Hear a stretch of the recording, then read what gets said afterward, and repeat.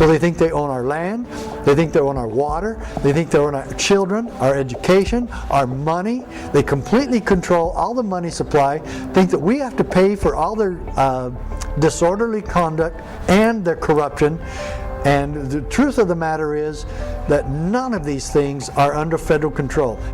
Legislation that puts teeth into the 10th Amendment resolution in the state of Oklahoma is known as the Federal Tax Escrow Account. The Federal Tax Escrow Account really has two parts to it. It has first the aspect of it in which it is directing certain federal taxes to be paid to and through the state treasury, and then the state will pass that federal tax on to the federal government, the IRS will say. And let's say it's the federal income tax. People start paying their federal income tax to the state treasury instead of the IRS, and then the state treasury will then pass it on to the federal government. So one of the proposals, and one of the proposals that we have here in Oklahoma and some other states have, is to try to get control over that ability that they have to print money, give it out, and then take it back or hold it back.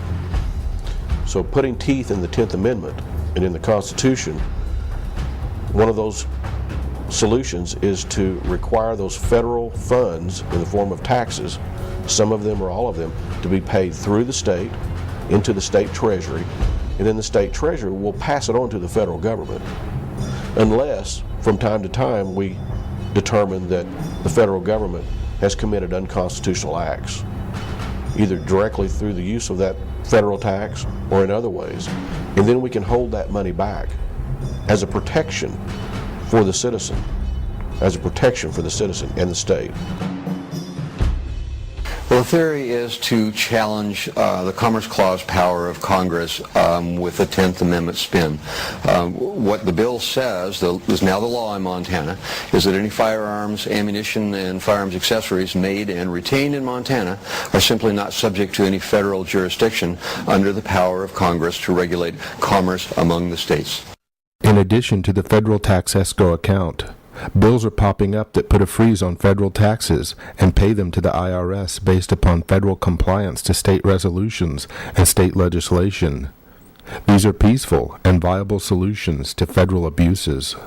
The bill that I'm working on right now, and I've actually got a meeting with a member of the House Judiciary Committee next week, planned to actually look at this legislation and try to make it consistent with Kansas statute, will take federal tax receipts that are gathered on individuals in the state of Kansas and on corporations that do business in the state of Kansas, would, instead of sending those directly to the IRS, would instead send them to the Kansas Department of Revenue. What they would look at is the proportion of federal spending that satisfies enumerated powers and what percentage does not. Whatever percentage does not satisfy enumerated powers, the state of Kansas will utilize to satisfy unfunded mandates on the part of the federal government. Whatever's left over goes back to the people of Kansas.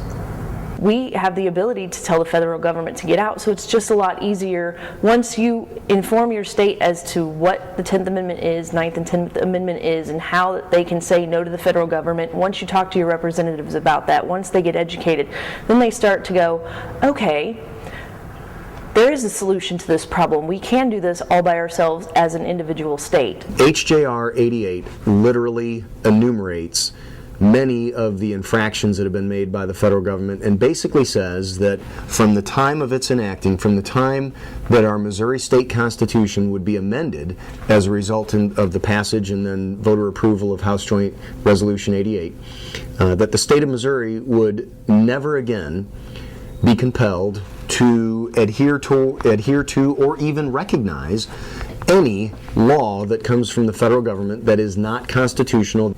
It is a message that I hope that the General Assembly in Missouri sends to its federal delegation in Washington, D.C., saying, as the elected representatives at the state level, the people that are your constituents also, that you understand, we are sending a message for you to cease and desist. You also have a direct infringement into state sovereignty when you start talking about our monetary policy.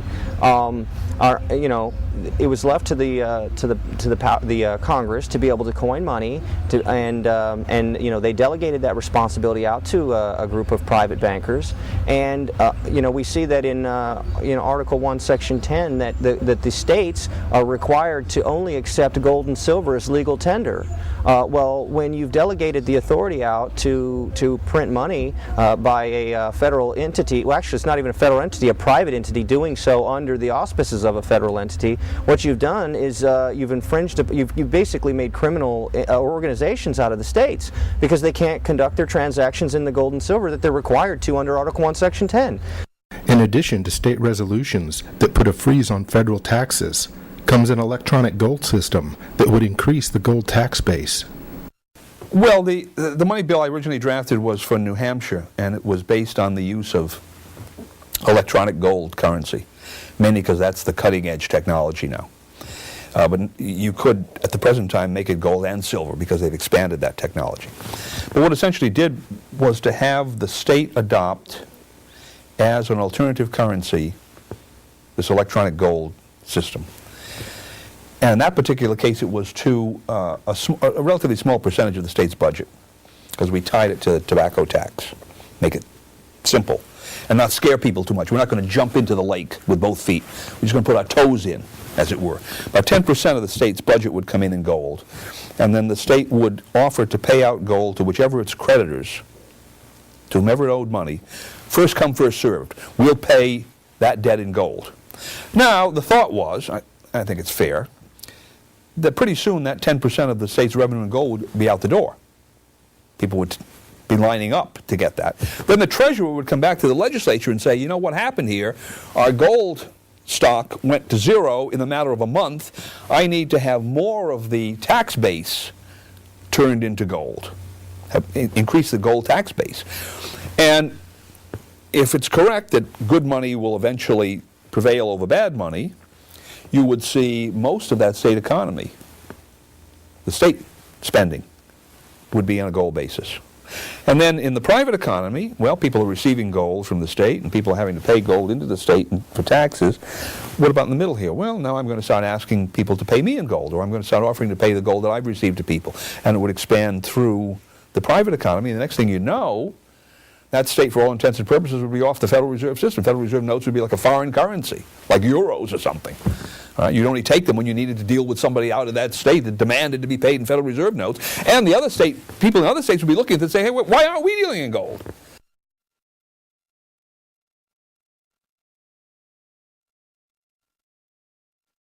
The federal government, the American government, is weak because it doesn't have a big army, a big navy, high taxes like a European power. And Jefferson said, no, this is exactly our strength. Americans love their government because it doesn't do anything to them. Right. But over time, as the judge was saying earlier, we've come to have this opposite model where now it seems that the government is able to decide how much you get paid, who your doctor's going to be, whether you can buy a gun, what you can, anything it wants to. Well, if the states had as little power back then as they have today, nobody would have agreed with the Constitution. It seems like it's crept in slowly with people who started with a pure and noble desire to have a centralized government.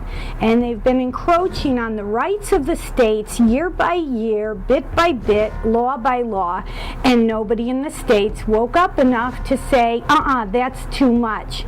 So what we're doing in Missouri is we're drawing the line in the sand, and we're saying, this is our territory, that is your territory. The Constitution says that this is our right. And unless we take back what was already given to us, we're not going to get any respect from them.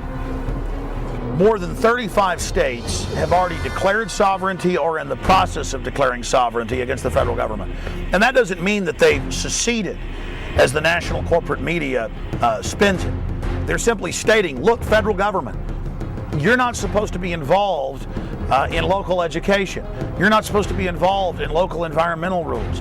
You're not supposed to be involved running and controlling our local police departments.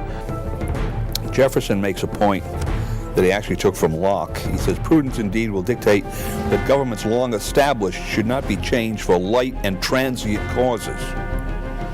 and accordingly all experience has shown that mankind are more disposed to suffer, while evils are sufferable, than to right themselves by abolishing the forms to which they are accustomed. But when a long train of abuses and usurpations, pursuing invariably the same object, evinces a design to reduce them under absolute despotism, it is their right, it is their duty to throw off such government and to provide new guards for their future security.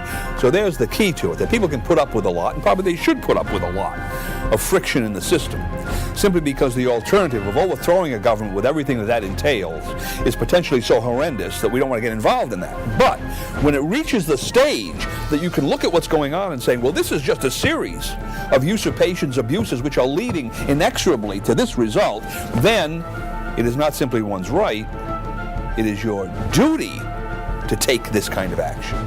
The American people have read the Bill of Rights, they've read the Constitution, they've read their state Bill of Rights and Constitutions, and they figured out everything the federal government is doing is illegal and out of control and wrong.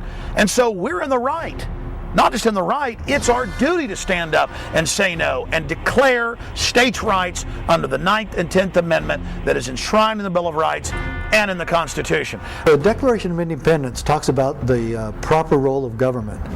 And right after it talks about the unalienable rights that we were blessed with life, liberty, and the pursuit of happiness, it states what government is for. To secure these rights, governments are instituted among men. And that's the bottom line. We are here to protect life, liberty, and the pursuit of happiness. If your federal government isn't doing that, then the people, as the Declaration of Independence says, the people have the right and the duty to throw off such government and establish new guards for the future of our security and happiness. It is altogether fitting this be done. If you don't know what the Constitution says, there's no way you can uphold it. It's the Cracker Barrel philosophers in Crabtree Corners, and it's the tycoons in Wall Street. It's all races, creeds, and religions. It's freedom to work at the job you like, freedom of speech and to peaceably assemble, freedom to own property, security from unlawful search or seizure. Where's your warrant, Flatfoot? The right to a speedy and public trial. Protection against cruel punishments and excessive fines. The right to vote. And to worship God in your own way. It is these freedoms that have made America strong. Okay, so we got our freedom. But management's lousing up everything. Labor is at fault. It's ruining the country. My constituents, as your elected representative, I can assure you Labor's right, management's right. I'm strictly neutral. Labor, management, politicians, hooey. Well, they can't tell corn from oats. Wait, take the money out of it. Hurry, step right up, folks. Here's the answer to your problems. Dr. Utopia's sensational new discovery, ism. George Washington said that government is not reason. Government is not eloquence. It is force. And like fire, is a dangerous servant and a fearful master. Thomas Jefferson stated very succinctly, he said that the natural governing state of man is not total freedom. It is not liberty as enshrined in the Constitution. If you look at the history of civilizations across the ages, the vast majority, I'd say 90% of civilizations have been governed by an autocratic entity, an emperor, a king. It doesn't matter where it is written or even if it is written. You know, you need to understand the difference between rights and privileges. A right is inherent. I can sit here and I can think anything I want. You can make a law that makes it illegal, you know, to think about circles. And I can sit here and just think round, round, round, and I can just continue to break the law, and there's no way that anybody can know if I'm breaking the law. And